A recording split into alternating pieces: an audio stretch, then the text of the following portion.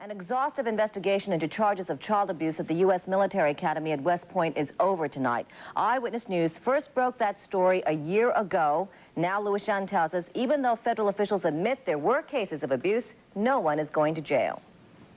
Federal authorities say roughly 20 children complained of being sexually abused at the West Point Daycare Center. A federal grand jury spent nearly 5 months looking into those charges. Tonight, Eyewitness News is told no criminal indictments will be returned. We endeavored very, very hard to make this case because of the obvious nature of the charges.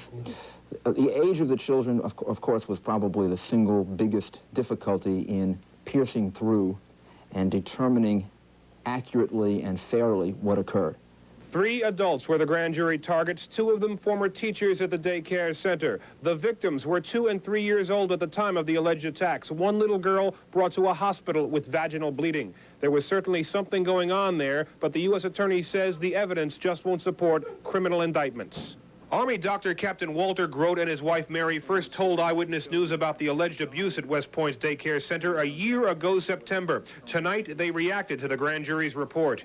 Everything that we did regarding this issue, of course, was in terms of the love we have for our daughter, and regardless of what the grand jury did today, that will never change, and it's between this individual and God, you know, from now on. We have to feel somewhat satisfied that it was verified that child abuse did occur at West Point. The U.S. Attorney says even though no one will be criminally charged in this case, he wants to provide enough information to West Point officials for them to take administrative action against individuals. Louis Young, Channel 7 Eyewitness News.